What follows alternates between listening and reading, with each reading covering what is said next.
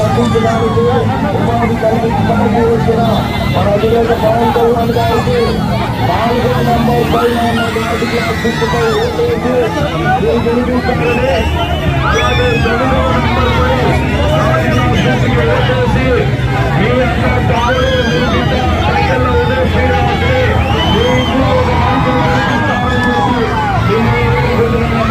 ధన్యవాదాలు. అలాగే ముందుకు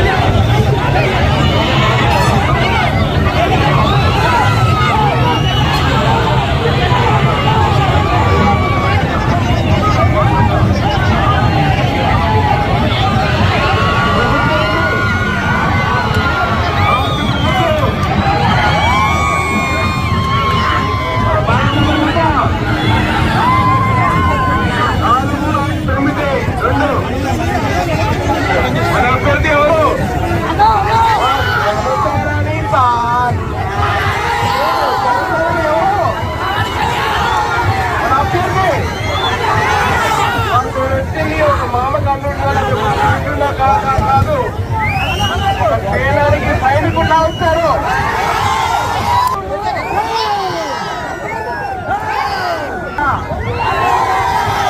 అందరూ కలిసి నేరానికి సైనికులు కదా.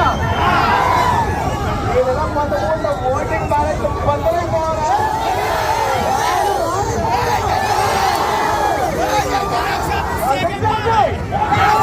మీరు చేస్తున్న ఒకటే, మీ ఇంటి నడుపు దాటి వచ్చి ఓటు వేయండి. అదే మీ బలం, అదే మీ ఆయుధం. ఓటు వేయడమే మీ ఆయుధం. కడప దాటి బయటకు వచ్చి ఓటు వేయండి. మన ఓటింగ్ గుర్తేంటి? మన బ్యాలెట్ నెంబర్ ఎంత? ఇంకో బ్యాలెట్ నెంబర్ ఎంత?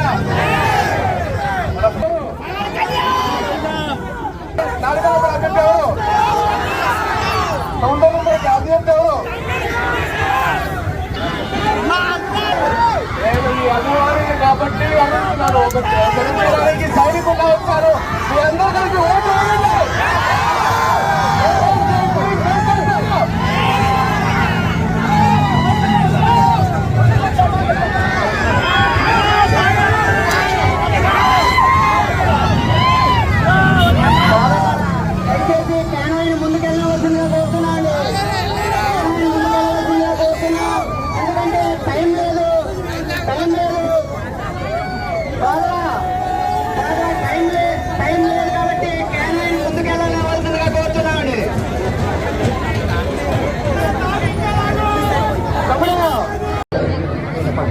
అందరికి నమస్కారం.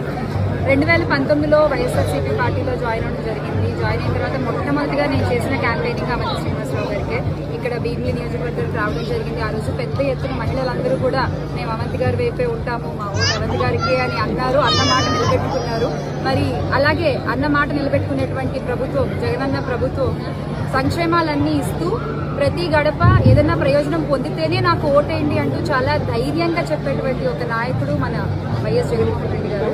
అంటే 175 ఎమ్మెల్యే స్థానాలు, 25 ఎంపీ స్థానాలు, ఒక ఓటు వేసి ఎమ్మెల్యేని ఎంపీని ఎంచుకోవడం కాదండి. తర్వాత 5 సంవత్సరాల భవిష్యత్తుని మనం ఎంచుకుంటున్నాము ఆంధ్ర రాష్ట్ర ప్రజలందరం కూడా. సో దయచేసి ఓటు వేసే ముందు ఒక్కసారి ఆలోచించి మీరు ఓటేయండి. హామీలు ఇచ్చి నెరవేర్చే ప్రభుత్వానికి ఓటేస్తారా, లేదా హామీలు మాటల వరకే ఉంచేటువంటి ప్రభుత్వానికి ఓటేస్తారా అనేది మీ ఇష్టం. అండ్ ఈ రోజు ఇక్కడ వైఎస్ఆర్ కాలనీకి రావడం జరిగింది. ఎవరు కూడా ఒక నాయకుడు వచ్చాడు, లేదా ఒక క్యాంపెయినింగ్ చేసేవాళ్ళు వచ్చారు, ఒక నాయకుడు వాళ్ళ కూతురు వచ్చారని కాకుండా మా కుటుంబ సభ్యులు వచ్చారు అన్నట్టుగా మమ్మల్ని ఆదరించి హారతులు పెట్టి అవంతి గారి చాలా ఆనందంగా వాళ్ళు మమ్మల్ని రిసీవ్ చేస్తున్నారు. వైఎస్ఆర్ కాలనీకి వైఎస్ఆర్సీపీ కుటుంబం అంతా కలిసి ఇవాళ ఇక్కడ క్యాంపెయినింగ్